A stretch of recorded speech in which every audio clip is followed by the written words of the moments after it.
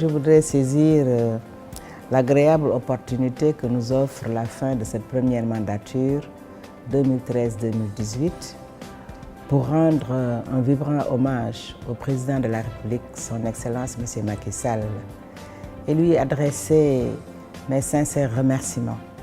D'abord, pour la confiance placée à ma modeste personne pour présider aux destinées du Conseil économique, social et environnemental. Ensuite, pour le choix porté sur chacune et chacun des membres de notre Assemblée pour apporter sa contribution au développement de notre pays. Le Conseil économique, social et environnemental, depuis son installation par le président de la République en mai 2013 jusqu'au mois de mars 2018, a émis 39 avis sur des thématiques intéressant toutes les activités économiques, sociales et environnementales de notre pays, dont 3 sur saisine du chef de l'État portant sur le code des marchés publics, la réforme foncière, la gestion des ressources naturelles au Sénégal, le pétrole et le gaz. Le Conseil a adopté entre 2013 et 2018 5 rapports annuels, 2013, 2014, 2015, 2016 et 2017 et un rapport quinquennal de mandature 2013-2018. Dans le cadre de la préparation des 39 avis, 25 experts nationaux et internationaux ont été invités par les conseillers. Le CSE a en outre réalisé 729 auditions de 522 structures provenant du secteur public, du secteur privé, de la société civile, des ONG et des partenaires techniques financiers. Les commissions ont effectué 65 visites de terrain de 59 structures publiques et privées. À ces différentes activités, il convient d'ajouter le séminaire de renforcement de capacité des conseillers et agents de l'administration de l'institution organisé du 20 au 22 septembre 2013.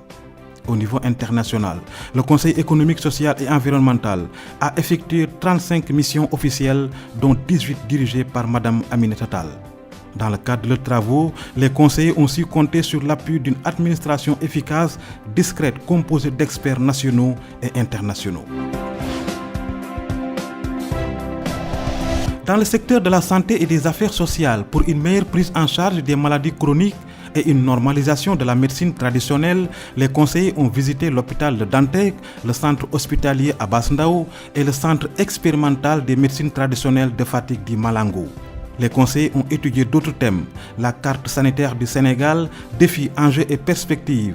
Quelle politique publique en matière de santé, de la reproduction, de la planification familiale et de prise en charge des IST et du VIH-Sida pour la réalisation du dividende démographique. En matière d'agriculture, d'élevage et de pêche, les conseillers ont donné des avis visant à améliorer les conditions de développement du secteur de l'élevage, mais aussi ils ont proposé des stratégies de promotion du secteur de la pêche. Les visites de terrain effectuées au quai de pêche de Soumbédioune, de Ouakam, au ranch de Doli pour rencontrer les acteurs ont été appréciées par tous. Les conseillers ont aussi élaboré un rapport visant à définir les meilleurs mécanismes pour une bonne utilisation rationnelle des ressources en eau à travers les énergies renouvelables comme alternative durable à l'agriculture. Pour ce qui concerne le développement économique et social, les conseillers ont reçu au sein de l'institution plusieurs structures et personnes ressources. Ils ont également visité le parc industriel de Diamniadio, la ferme Anidan de Morolan, le village artisanal, les menuisiers de la Corniche, les grands moulins de Dakar. 7 thèmes étaient au menu. Le rôle et la place des zones économiques spéciales dans la politique nationale d'industrialisation du Sénégal, la sécurité énergétique pour un approvisionnement sûr et au meilleur coût, la promotion d'activités touristiques solidaires et durables à fort potentiel de valeur ajoutée, le financement de l'entreprise sénégalaise et la participation des nationaux au plan Sénégal émergent. Enfin, le rôle et la place du partenariat public-privé dans la mise en œuvre du PSE et la promotion du secteur privé national. Les conseillers n'ont pas oublié le secteur de la décentralisation. Ils ont rencontré les élus locaux de Rufisque, de Tivaouane pour discuter et échanger sur les enjeux et les perspectives de l'acte 3 de la décentralisation. De fortes recommandations ont été formulées portant sur la problématique du financement de la décentralisation dans le cadre de l'acte 3, la fonction publique locale, une contribution à l'acte 3. S'agissant de la culture, les conseillers ont proposé des stratégies pour renforcer la protection de la diversité des expressions culturelles sénégalaises, la promotion de son rayonnement, afin de faire des acteurs culturels des opérateurs économiques. L'avis numéro 2014 du 13 novembre 2014 a donné des orientations pour un secteur de l'artisanat compétitif, créateur de richesses et d'emplois. De fortes recommandations ont été formulées par les conseillers visant à donner des mesures et orientations innovantes pour la gestion et la valorisation des infrastructures et des industries culturelles.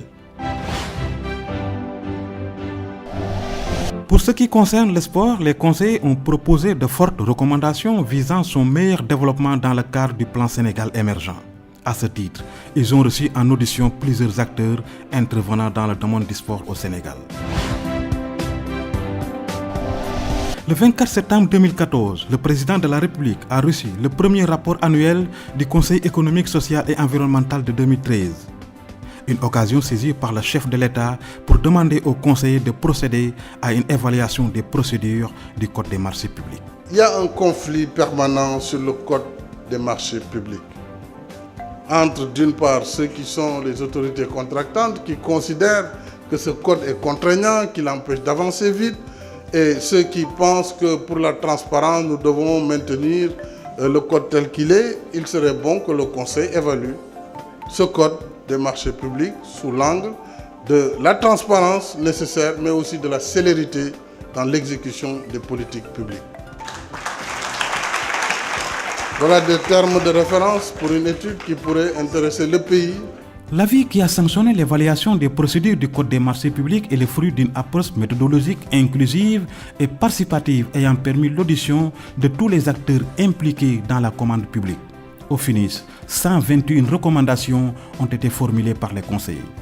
En ce qui concerne la promotion de l'équité et de l'égalité de genre, les conseillers ont formulé des recommandations portant sur les thèmes: quel dispositif pour l'effectivité des droits de l'enfant au Sénégal, les droits de la femme acquis et en jeu, les séances d'audition tenues dans les locaux de l'institution, les visites de terrain au Dara de Koki, au centre Guindi, au village d'enfants et SOS de Dakar, entre autres, ont permis aux conseillers de bien enrichir leur rapport d'avis.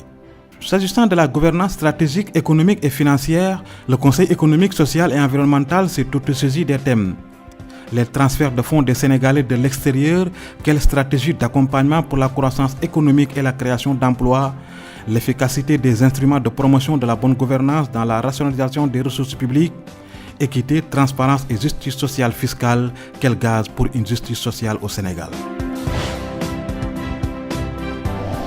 Au titre de l'environnement et du cadre de vie, les conseillers ont effectué une visite à Mbobes pour mieux évaluer les impacts de la décharge sur l'environnement, l'économie locale, la santé et les conditions d'existence des populations riveraines et des récupérateurs de déchets. La société rufisquoise des sacs, RUFSAC, le centre de tri et de transfert de Mbao ont été visités par les conseillers. La gestion concertée du littoral et l'érosion côtière, le programme national de gestion des déchets, l'économie verte au Sénégal, les impacts des déchets d'équipements électriques et électroniques sur les écosystèmes naturels, d'autres thèmes au menu des travaux des conseillers. En matière d'éducation, les conseillers ont élaboré un rapport pour donner des avis et recommandations afin de prévenir et gérer les crises dans l'espace scolaire et universitaire en vue d'une paix sociale durable. Des stratégies pour l'éradication de l'analphabétisme dans un contexte de mise en œuvre de politiques publiques visant l'émergence économique et l'inclusion sociale ont été proposées. Le Conseil économique, social et environnemental n'a pas oublié le domaine de l'emploi. Ainsi, des stratégies opérationnelles, innovantes et pertinentes ont été proposées.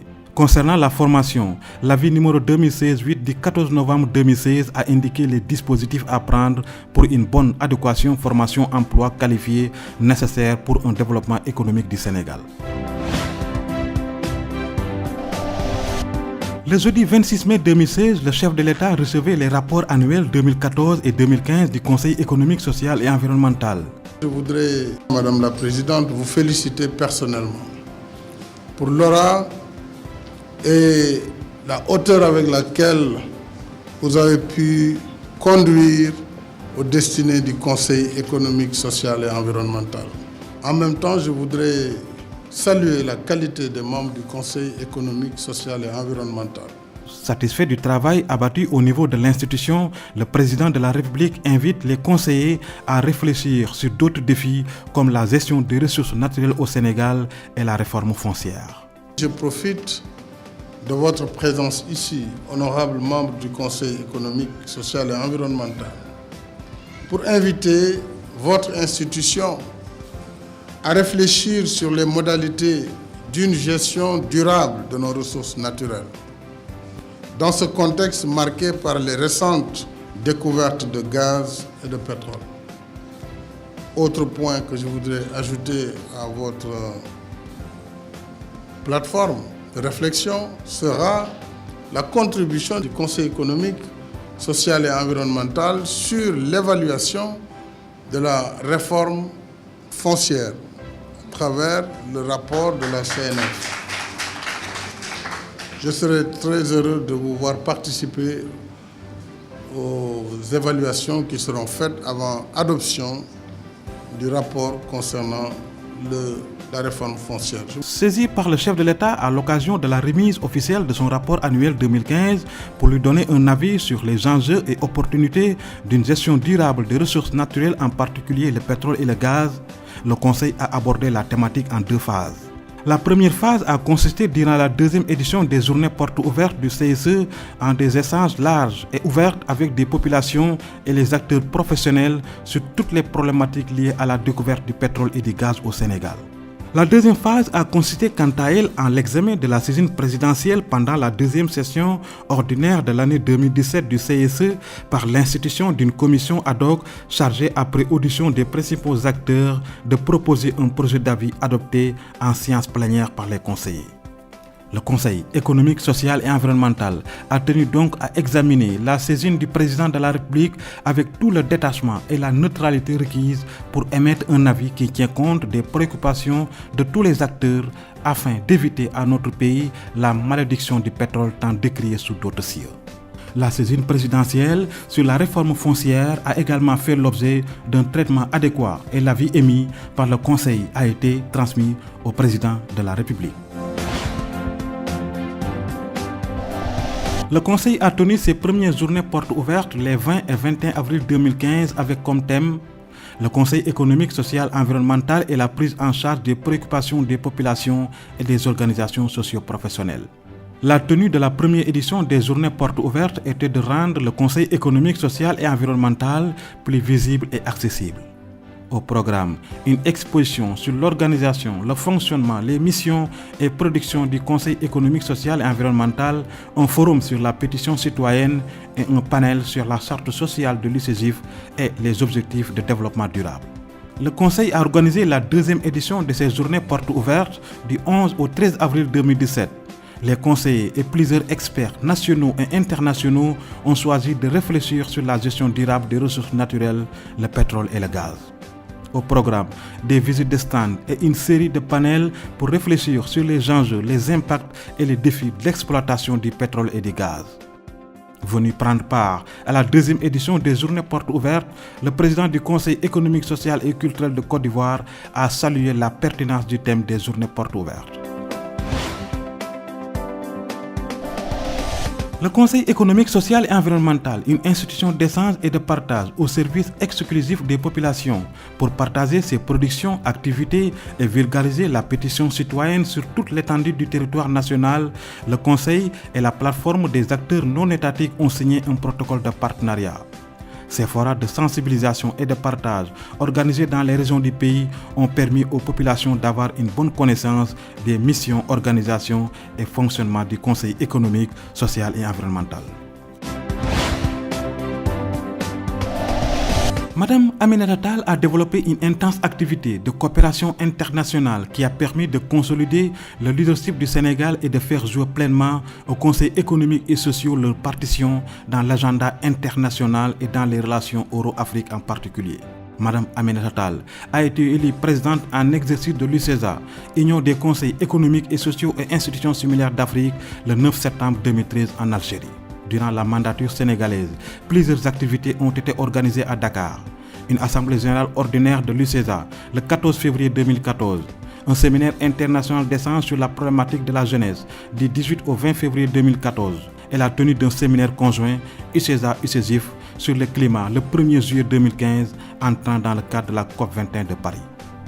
En ce qui concerne les activités de représentation des organismes consultatifs africains, Mme Aminata Tall a participé aux réunions statutaires de l'Association internationale des conseils économiques et sociaux et institutions similaires AICESIS en Italie et en Roumanie. Elle a aussi participé à un symposium international de haut niveau dédié à la thématique développement humain et société du bien-être à l'aune de l'agenda post-2015 en Algérie les 9 et 10 juin 2014. 6 mois après, du 10 au 10 décembre 2014, la présidente de l'UCESA participait à une réunion du conseil d'administration de l'AICESIS et un atelier international sur les pratiques des conseils économiques, sociaux et institutions similaires comme acteurs des dynamiques de changement, de la promotion du dialogue civil et de la démocratie participative en faveur d'une meilleure gouvernance. Toujours au chapitre des activités de représentation, Mme Aminata Tall a assisté à l'Assemblée générale de l'UCESIF au Maroc les 11 et 12 juin 2015. À cette occasion, un protocole de partenariat entre l'UCESA et l'UCESIF avait été signé. Le 1er décembre 2015, en France, la présidente en exercice de l'UCESA et le président de l'UCESIF avaient co-présidé un forum sur les sociétés civiles du Nord et du Sud mobilisées contre les dérèglements climatiques.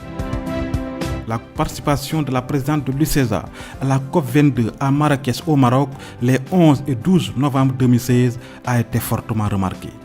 Le Conseil économique, social et environnemental a également participé activement au sommet de New York de 2015 au sein d'une délégation conduite par le président de la République. Durant son mandat à la tête de l'UCESA, Mme Aminata Tall a signé des protocoles de partenariat avec l'AICESIS pour développer et renforcer leur coopération sur des questions d'intérêt commun et de combiner leurs actions pour élargir la famille des conseils économiques et sociaux.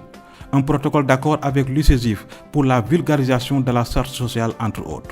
Au total, le Conseil a représenté pendant 4 années, 2013-2017, le continent africain dans le Conseil d'administration de l'Association internationale des conseils économiques et sociaux et institutions similaires et à ce titre a assumé aussi les fonctions de secrétariat général adjoint durant la période. Toujours sur le plan international, le Conseil économique, social et environnemental a développé au plan bilatéral d'excellentes relations de coopération et de partenariat avec les conseils du Maroc, de France, de la République populaire de Chine, du Congo et de Côte d'Ivoire. En guise de reconnaissance du leadership de Mme Aminata Tall, la Fondation Crans-Montana l'a reconnue parmi les lauréats lors de la 25e édition du forum tenu à Dakhla au Maroc en 2015. La cérémonie avait enregistré 800 représentants issus de 115 pays d'Afrique. Le 10 octobre 2017, à Bamako, au Mali, lors de l'Assemblée générale de l'UCESA, Mme Aminata Tall a été élevée présidente d'honneur après un mandat de 4 ans à la tête de l'institution africaine. Cette reconnaissance témoigne de l'estime et de l'appréciation de la qualité du travail accompli à la tête de l'Union des conseils économiques et sociaux et institutions similaires d'Afrique. Au palais de la République du Mali, l'honneur et le privilège avaient été donnés à Mme Aminata Tall pour présenter les membres du nouveau bureau au président malien. Ce bilan de la mandature 2013-2018 que nous considérons tous comme positif, nous le devons à l'engagement des conseillers et à l'abnégation également des membres de l'administration qui ont tous travaillé de concert dans une collaboration constructive. Je leur adresse à tous un hommage mérité et leur témoigne toute ma reconnaissance. Je voudrais également exprimer toute ma satisfaction à toutes les personnalités qui nous ont accompagnés pendant ces 5 années, en particulier messieurs les ministres en charge des relations avec les institutions, leurs homologues aussi du gouvernement, les différentes administrations des ministères, les structures publiques et privées, ainsi que les personnes ressources qui nous ont fait l'amitié d'être à nos côtés pour nous apporter leur expérience et leur appui durant cette mandature. Je voudrais enfin renouveler notre gratitude à l'endroit de son Excellence Monsieur le Président de la République, qui nous a toujours témoigné sa confiance et sa disponibilité. J'espère que cette mandature n'aura pas déçu et aura apporté une contribution significative à la définition de nos politiques publiques et à la mise en œuvre du plan Sénégal émergent. Le Conseil économique, social et environnemental restera toujours attaché à inscrire son action dans le sillage des ambitions de Monsieur le Président de la République pour un Sénégal émergent.